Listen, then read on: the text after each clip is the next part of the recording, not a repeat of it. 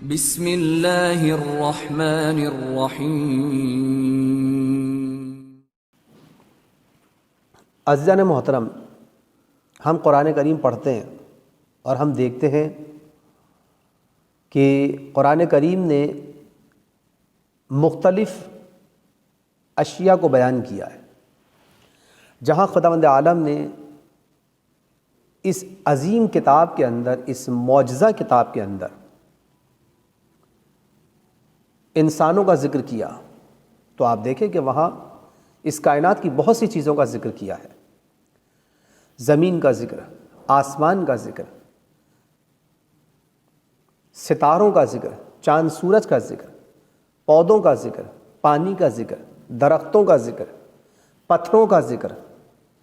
اسی طریقے سے خداوند عالم نے اس کے اندر حیوانات کا ذکر بھی کیا ہے۔ تو آپ دیکھیں کہ خداوند عالم نے جن حیوانات کا ذکر کیا ان میں ایک اژدہا ہے جسے اژدہا کہتے ہیں، اور عربی میں اژدہا کو ثعبان، سے عین بے الف نون، ثعبان کہتے ہیں، اور اس کا قرآن کریم میں 2 بار ذکر ہوا ہے۔ پہلا سورہ اعراف جو قرآن مجید کا 7واں سورہ ہے اور اس کی آیت نمبر 107 میں اس کا ذکر ہوا۔ اسی طریقے سے سورہ شعراء جو قرآن مجید کا 26واں سورہ ہے اور اس کی آیت نمبر 32 میں اس کا ذکر ہوا ہے، اور دونوں صورتوں میں ایک ہی طرح کی آیت آئی ہے۔ آپ ملاحظہ فرمائیں، ارشاد ہوتا ہے بسم اللہ الرحمن الرحیم فَأَلْقَى عَصَاهُ فَإِذَا هِيَ ثُعْبَانٌ مُبِينٌ۔ موسیٰ علیہ السلام نے اپنا عصا پھینک دیا اور وہ اچھا خاصا سانپ یعنی اژدہا بن گیا۔ اب دیکھیں کہ اگر آپ ملاحظہ فرمائیں سورہ اعراف کو، تو آپ دیکھیں گے کہ سورہ اعراف کے اندر یہ واقعہ آیت نمبر 104 سے شروع ہو رہا ہے اور آیت نمبر 122 تک اس واقعے کو خداوند عالم نے بیان کیا، جب حضرت موسیٰ علیہ السلام کی جانب سے فرعون کو پیغام حق اور دعوت توحید دینے کے لیے پروردگار عالم کی جانب سے یہ پہنچے ہیں، تو اس وقت فرعون سے آپ نے کیا فرمایا؟ توجہ فرمائیے گا، یہ آیات میں آپ کے سامنے پیش کر رہا ہوں، ان کو ملاحظہ کریں کہ جس میں عصا کا اور جناب موسیٰ علیہ السلام کے اس معجزے کا ذکر ہے کہ جہاں عصا اژدہا میں تبدیل ہو گیا تھا۔ توجہ ہے؟ اب دیکھیں ارشاد ہوتا ہے وَقَالَ مُوسَى يَا فِرْعَوْنُ إِنِّي رَسُولٌ مِّن رَبِّ الْعَالَمِينَ، آیت نمبر 104 رہی ہے، اور موسیٰ نے فرعون سے کہا کہ میں رب العالمین کی طرف سے فرستادہ یعنی پیغمبر ہوں۔ حقیق علی الا اقول علی اللہ الا الحق قد جئتکم ببینۃ من ربکم فارسل معی بنی اسرائیل۔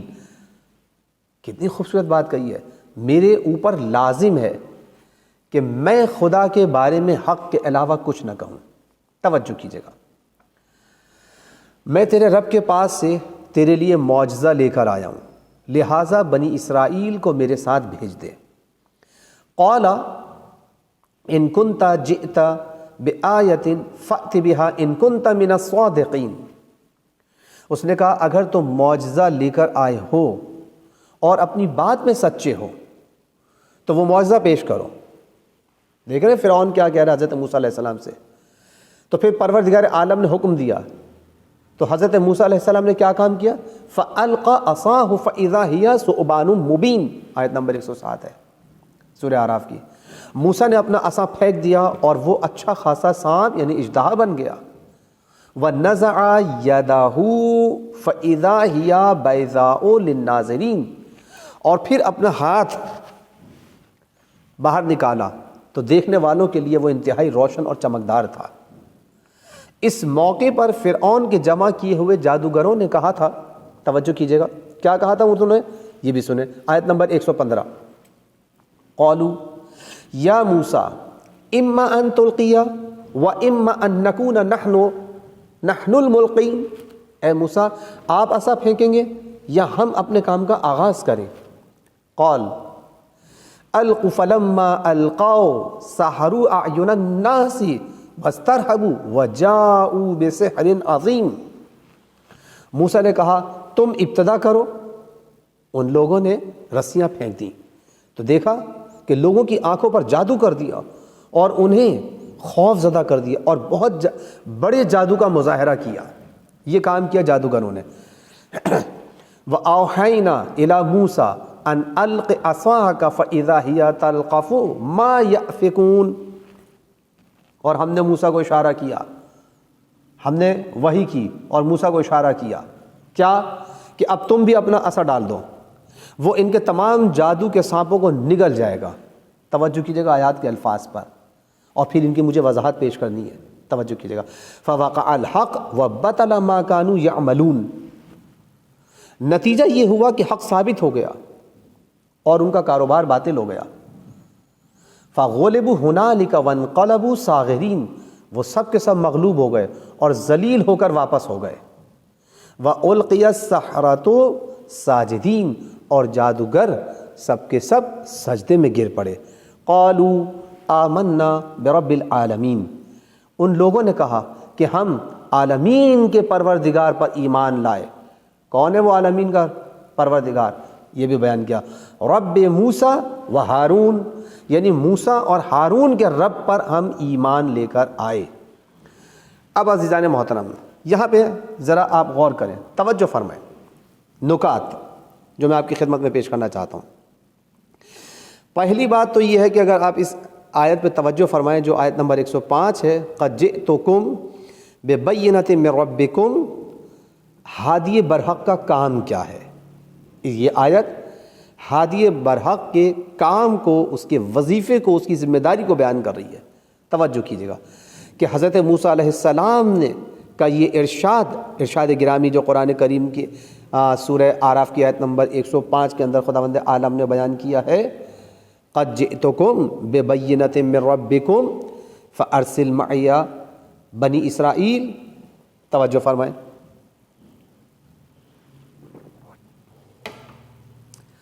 میں معجزہ لے کر آیا ہوں، لہذا بنی اسرائیل کو میرے ساتھ بھیج دے. اس بات کی دلیل ہے کہ نبی خدا قوم کو مصائب سے نجات دلانے اور ان کی دنیا اور آخرت کا انتظام کرنے کے لیے اقدام کرتا ہے. اسے سلطنت اور حکومت کا کوئی اشتیاق نہیں ہوتا، کوئی شوق نہیں ہوتا. اور فرعون کا سارا فساد اس شاہانہ مزاج کا نتیجہ تھا کہ اپنا اقتدار سلامت رہے، چاہے قوم کس قدر تباہ ہو جائے اور حقائق کس قدر پامال کیوں نہ ہو جائیں. بس آپ نے محسوس کیا کہ یہاں پر اس آیت کے اندر در حقیقت دو نظریوں کو بیان کر دیا کہ حضرت موسیٰ علیہ السلام نے یہ بتا دیا کہ میں نبی برحق ہوں، میں ہادی برحق ہوں، اور ہادی برحق قوم کی نجات کی فکر کرتا ہے، اور جو ہادی برحق نہیں ہوتا وہ صرف اور صرف اپنے اقتدار کے بارے میں سوچتا ہے. بس عزیزان محترم، آپ پوری تاریخ اسلام میں، تاریخ بشریت میں، تاریخ انبیاء میں اس بات کو ہر جگہ محسوس کریں گے کہ جو بھی پروردگار عالم کی طرف سے ہادی برحق ہے وہ ہمیشہ قوم کے لیے دل سوز ہوتا ہے اور وہ قوم کے بارے میں فکر کرتا ہے. لیکن جو پروردگار عالم کی طرف سے معین شدہ نہیں ہوتا وہ یہ سوچتا ہے کہ اس کی حکومت بچ جائے، چاہے کچھ ہو یا نہ ہو، قوم کے اوپر کچھ بھی گزرتی رہے. آج بھی آپ دیکھ رہے ہیں دنیا کے اندر سب کچھ ایسا ہی ہو رہا ہے. محسوس کر رہے ہیں آپ لوگ کہ دنیا یہ چاہتی ہے کہ ان کا اقتدار باقی رہے، چاہے قوم کسی بھی طریقے سے پسماندگی کا شکار ہو جائے، کچھ بھی ہو جائے، اس کا خون ہی چھوڑنے کے لیے تیار ہے. وہ یہ چاہتے ہیں کہ صرف اور صرف ان کا اقتدار باقی رہے. دوسری چیز آپ اسی آیت کے اندر آپ دیکھیں کہ داعی حق کی ذمہ داری جو اسی سورہ کی آیت کی اسی سورہ کی آیت نمبر 105 کے اندر جو بیان ہو رہی ہے، حقیقٌ، جملہ دیکھیں، حقیقٌ علی اللہ اقول علی اللہ الا الحق. میرے اوپر لازم ہے کہ میں خدا کے بارے میں حق کے علاوہ کچھ نہ کہوں. اس سے یہ پیغام ملتا ہے کہ داعی حق اور مبلغ کو ہمیشہ حقیقت پسند ہونا چاہیے. آپ دیکھیں کہ آج کے جو مبلغ ہیں کیا حقیقت پسند ہے؟ یہ حقیقت کے پردہ پوشی کرتے ہیں، حقیقت سے، حقائق دینی سے پردہ پوشی تو نہیں کر رہے. اگر کوئی شخص حقیقت دین سے پردہ پوشی کرتا ہے تو اس کا مطلب یہ ہے کہ پھر وہ داعی حق نہیں ہے، وہ داعی برحق نہیں ہے. توجہ کیجیے گا، اسے عیوب سے پاک ہونا چاہیے اور جھوٹا نہیں ہونا چاہیے. یہ اس کی ذمہ داری ہے. حقیقت پسند ہونا چاہیے۔ حضرت موسیٰ علیہ السلام نے اس بات کو دیکھیں، اپنا معجزہ پیش کرنے سے پہلے حضرت موسیٰ علیہ السلام نے داعی برحق کی ذمہ داری کو اور اس کی حقیقت کو بیان کر دیا در حقیقت، کہ وہ حقیقت پسند ہوتا ہے، وہ سچ بات کہتا ہے، اللہ کے علاوہ کسی کی بات نہیں کرتا۔ اسی طریقے سے آپ دیکھیں کہ حضرت موسیٰ علیہ السلام نے جادوگروں سے پہل کرنے کا مطالبہ کیا۔ کیا کہا اس موقع پر جب فرعون کے جمع کیے ہوئے جادوگروں نے کہا تھا، توجہ کیجئے گا، قالو، آیت نمبر 115 میں کیا کہا تھا انہوں نے؟ یا موسیٰ اما ان تلقی و اما ان نکون نحن الملقین، اے موسیٰ آپ عصا پھینکیں یا ہم اپنا کام کا آغاز کریں؟ تو جناب موسیٰ نے کیا کہا؟ القو، تم ابتدا کرو، تم آغاز کرو۔ تو یہاں پہ حضرت موسیٰ علیہ السلام نے ان سے مطالبہ کیا ہے، توجہ کیجئے گا، یا انہیں آزاد چھوڑا ہے، انہیں اختیار دیا ہے؟ جی عزیزان محترم، حضرت موسیٰ علیہ السلام در حقیقت جادو کا مطالبہ نہیں کر رہے ہیں، بلکہ ان کو آزاد چھوڑ رہے ہیں کہ تمہیں جو کرنا ہے وہ کرو۔ حضرت موسیٰ علیہ السلام نے جادوگروں سے پہل کرنے کا مطالبہ کر کے دو باتوں کی طرف اشارہ کیا در حقیقت۔ پہلی بات یہ ہے کہ اللہ والے آخری امکان تک پہل نہیں کرتے ہیں، یہ حضرت موسیٰ علیہ السلام۔ آپ دیکھیں کہ یہی وجہ ہے کہ جہاں پر بھی آپ کو داعی برحق ملیں گے، اللہ والے ملیں گے، تاریخ بشریت اٹھا کے دیکھیں، تاریخ اسلام اٹھا کے دیکھیں، تاریخ ائمہ اہل بیت علیہ السلام دیکھیں، تاریخ انبیاء اور رسل اٹھا کر دیکھیں، یہ بات حضرت موسیٰ علیہ السلام نے گویا اس جملے کے اندر بیان کر دی ہے کہ پہلی بات تو یہ ہے کہ اللہ والے آخری امکان تک پہل نہیں کرتے ہیں۔ اور حضرت امام حسین علیہ السلام نے کربلا کے اندر اس بات کو ثابت کیا کہ امام حسین کی طرف سے کوئی ابتدا نہیں ہونی پائے، نہیں کیے امام حسین علیہ السلام نے، آغاز نہیں کیا جنگ کا آخری مرحلے تک، اور حملہ آور کے حملے کا جواب دیتے ہیں اللہ والے صرف۔ اور دوسری بات یہ ہے کہ یہ جادو دکھانے کی دعوت نہیں تھی عزیزان محترم، پھر کیا تھا؟ حضرت موسیٰ علیہ السلام نے جو کہا کہ تم اپنے کام کا آغاز کرو، تو یہ کیا تھا؟ کیا یہ جادو دکھانے کا مطالبہ تھا؟ جادو دکھلانے کی دعوت تھی؟ نہیں عزیزان محترم، سوچیں کیا ہے یہ جادو دکھانے کی دعوت نہیں تھی کہ اسے ہم شان نبوت کے خلاف قرار دیں، بلکہ یہ صرف ایک طرح کی بے نیازی تھی اور برتری کا اعلان تھا اور اطمینان تھا اپنے پروردگار کی ذات پر، اپنی نبوت پر، اپنے علم پر، اپنے وجود پر اور اپنے مکتب اور اپنے دین پر، کہ جو حضرت موسیٰ علیہ السلام پہنچا رہے ہیں کہ تم جو کچھ چاہو جادو کر لو، میری صحت پر کوئی اثر نہیں پڑنے والا ہے، اور میں ذرہ برابر بھی اگر تمہارے اس جادو سے، تمہارے اس عمل سے، تمہارے اس رویے سے متاثر ہو سکتا ہوتا تو اس بے نیازی کے لہجے میں تمہیں چیلنج نہ کرتا۔ توجہ فرمائی آپ نے؟ اچھا، اب آپ دیکھیں کہ یہاں پر جادو کی حیثیت کیا تھی۔ سورہ اعراف کی آیت نمبر 116 میں قرآن مجید کا یہ فقرہ، فَلَمَّا أَلْقَوْا سَحَرُوا أَعْيُنَ النَّاسِ، ان لوگوں نے رسیاں پھینکیں تو لوگوں کی آنکھوں پر جادو کر دیا۔ اور سورہ طہ کی آیت نمبر 66، فَإِذَا هِبَالُهُمْ وَعِصِيُّهُمْ يُخَيَّلُ إِلَيْهِ مِنْ سِحْرِهِمْ أَنَّهَا تَسْعَىٰ، کہ ان کی رسیاں اور لکڑیاں جادو کی بنا پر ایسے لگنے لگیں جیسے وہ سب دوڑ رہی ہوں۔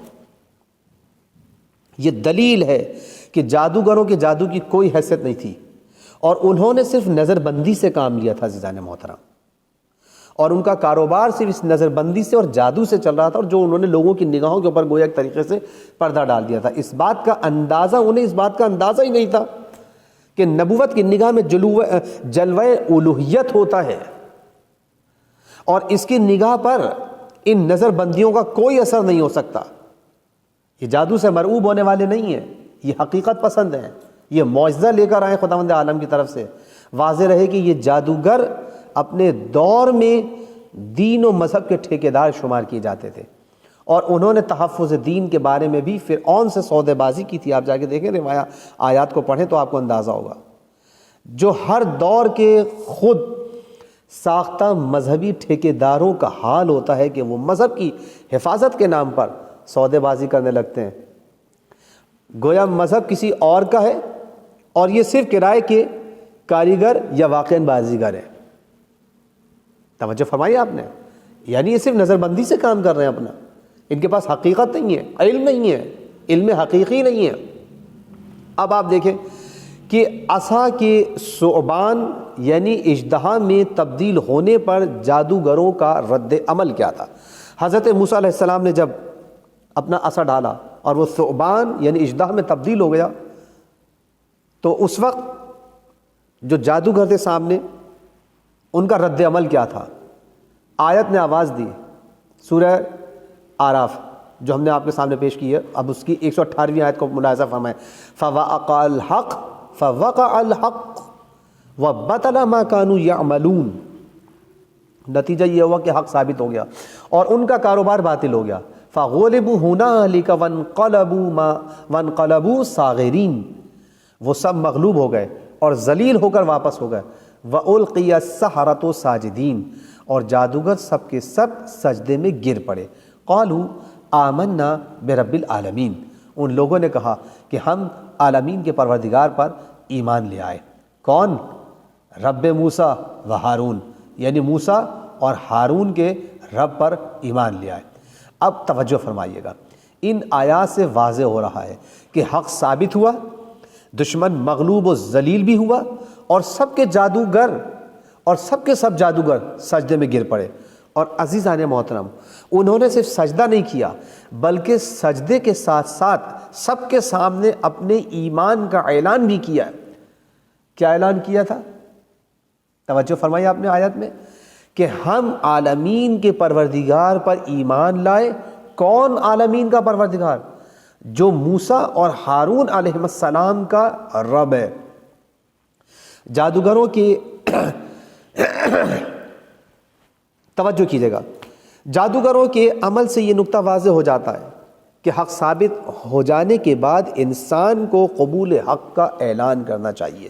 یہ نقطہ اہم ہے، توجہ کیجیے گا، اور حق کے سامنے سر تسلیم خم کر دینا چاہیے۔ آپ دیکھیں کہ جب حضرت موسیٰ علیہ السلام کے اس معجزے کو دیکھا کہ یہ عصا جو ہے اژدہا میں تبدیل ہو گیا، تو جادوگروں نے دیکھا کہ یہ جادو نہیں ہے، یہ حقیقت ہے، یہ معجزہ ہے، یہ واقعاً تبدیلی ہے۔ تو اب انہوں نے اعلان کیا اور حق کے سامنے تسلیم خم کر کے بتایا کہ جب حق سامنے آ جائے اور تمہیں یقین ہو جائے کہ ہاں یہ حق ہے، تو دیکھو اس پر ایمان بھی لاؤ اور پروردگار عالم کے سامنے سر بسجود ہو جاؤ، اپنے سر تسلیم کو خم کر دو۔ اب تعجب ہے عزیزان محترم اس بات پر کہ لوگ مولا علی علیہ السلام کے حق کو دیکھنے اور تسلیم کرنے کے باوجود سر تسلیم خم کرنے کے بجائے در علی پر آگ لے کر آ گئے۔ توجہ کیجیے گا، جبکہ حق دیکھ لیا اپنی آنکھوں سے اور اس کے باوجود ایمان لانے کے بجائے زیادتی پر اتر آئے۔ توجہ کیجیے گا، یہاں پر میں آپ کی خدمت میں جو سورہ آراف کی آیت نمبر 107 اور 108 ہے، یہاں پر آپ دیکھیں، توجہ فرمائیں تو دو معجزے خداوند عالم نے ذکر کیے ہیں۔ کون کون سے؟ سورہ آراف کی آیت نمبر 107 اور 108 میں حضرت موسیٰ علیہ السلام کے دو معجزے ہیں، دونوں آیتوں کے اندر۔ یہاں پر ایک تو یہ ہے کہ فَأَلْقَى عَصَاهُ فَإِذَا هِيَ ثُعْبَانٌ مُبِينٌ، موسیٰ نے اپنا عصا پھینک دیا اور وہ اچھا خاصا سانپ یعنی اژدہا بن گیا۔ ایک تو معجزہ یہ کہ سانپ میں تبدیل ہوا، عصا جو تھا اژدہا میں تبدیل ہو گیا، ایک یہ معجزہ۔ دوسرا کیا معجزہ دکھایا حضرت موسیٰ علیہ السلام نے اسی موقع پر؟ وَنَزَعَ يَدَهُ فَإِذَا هِيَ بَيْضَاءُ لِلنَّاظِرِينَ، آیت نمبر 108 سورہ آراف۔ اور پھر اپنا ہاتھ نکالا جیب سے تو وہ دیکھنے والوں کے لیے روشن، انتہائی روشن اور چمکدار تھا۔ عزیزان محترم، ایک عصا جو اژدہا میں تبدیل ہو گیا تھا اور دوسرا ید بیضا، یعنی انہیں نہایت چمکتا ہوا اور روشن ہاتھ پروردگار عالم نے عطا کیا۔ یہ دو معجزے خداوند عالم نے اس موقع پر حضرت موسیٰ علیہ السلام کے ظاہر کیے۔ عصا ان کے انذار ہونے کی علامت تھا۔ توجہ کیجیے، دو معجزے دو باتوں کی طرف اشارہ کر رہے ہیں۔ عصا کس بات کی طرف اشارہ کر رہا ہے؟ ان کے منذر ہونے کی طرف اشارہ کر رہا ہے، اور ید بیضا ان کے مبشر اور امید دلانے والے ہونے کی طرف اشارہ کر رہا ہے۔ یعنی حضرت موسیٰ علیہ السلام منذر بھی تھے اور مبشر بھی تھے۔ اب عزیزان محترم، یہاں پر ایک مسئلہ اور حل کرتے چلیں ہم۔ سوال یہ ہے کہ اژدہا کا عصا کا اژدہا میں تبدیل ہونا ممکن تھا؟ کیا واقعاً کوئی لکڑی جو ہے وہ اژدہا میں حقیقی طور پہ تبدیل ہو سکتی ہے؟ جیسا کہ خداوند عالم نے ارشاد فرمایا فَأَلْقَى عَصَاهُ فَإِذَا هِيَ ثُعْبَانٌ مُبِينٌ، آیت نمبر 107 سورہ آراف۔ موسیٰ نے اپنا عصا پھینکا تو وہ آشکار اور واضح طور پر اچھا خاصا اژدہا بن گیا تھا۔ ثعبان مبین، یہاں لفظ ثعبان کی صفت مبین استعمال ہوئی ہے، یعنی آشکار واضح طور پر بیان کی گئی ہے، جو اس بات کی طرف اشارہ ہے کہ وہ عصا حقیقت ہی میں اژدہا میں تبدیل ہو گیا تھا، یعنی وہ لوگوں کو دکھائی نہیں دے رہا تھا۔ ایسا نہیں ہے کہ یہ جادو ہو، نظر بندی ہو، نہیں عزیزان محترم، یہ حقیقت میں تبدیل ہوا ہے، اسی لیے اس کی صفت، لفظ ثعبان کی صفت مبین بیان کی گئی ہے۔ توجہ فرمائی آپ نے کہ وہ حقیقت میں ہی اژدہا میں تبدیل ہو گیا تھا، اور یہ کوئی نظر بندی، چابک دستی یا جادو نہیں تھا، جبکہ جادوگروں نے نظر بندی سے کام لیا تھا، اور ایسا لگ رہا تھا کہ ان کی رسیاں اور لکڑیاں سانپ کی صورت میں حرکت کر رہی تھی۔ یہاں لوگوں کے ذہنوں میں یہ سوال بھی پیدا ہوتا ہے کہ کیا عصا ایک اژدہا میں تبدیل ہو سکتا ہے؟ بے شک عصا ایک اژدہا میں تبدیل ہونا، عصا کا ایک اژدہا میں تبدیل ہو جانا، یہ معجزہ ہے، یہ معمولی بات نہیں ہے۔ اسے معمولی اور مادی تفسیروں کے ذریعے اس کی توجیہ پیش نہیں کی جا سکتی کہ یہ کیسے ہوا، کس طرح سے ہوا۔ یہ مومنین کے لیے کہ جو خداوند عالم کی ذات پہ یقین رکھتے ہیں اور اسے قادر مطلق سمجھتے ہیں، انہیں معلوم ہے کہ یہ معجزہ ہے۔ یہ ایک موحد و خدا پرست تمام عالم کو پروردگار عالم کے ارادے کے ماتحت تصور کرتا ہے۔ ایک مومن، ایک موحد اس بات کو جانتا ہے کہ تمام اسباب جو ہیں وہ پروردگار عالم کی قدرت کے ماتحت ہیں، اس کے ارادے کے ماتحت ہیں۔ اگر آگ کو گرم کیا ہے تو یہ خداوند عالم کے ارادے نے اس کو گرم کیا ہے، اگر پتھر کو سخت کیا ہے تو پروردگار عالم کے ارادے نے اسے سخت کیا ہوا ہے، اگر پانی بہتا ہے تو یہ پروردگار عالم کے ارادے نے اس کو پانی کو بہنے والا بنایا ہے۔ توجہ فرمائیے آپ، لہٰذا اس کے نزدیک کسی اژدہا کا، کسی عصا کا اژدہا میں تبدیل ہو جانا یہ کوئی قابل تعجب بات نہیں ہے۔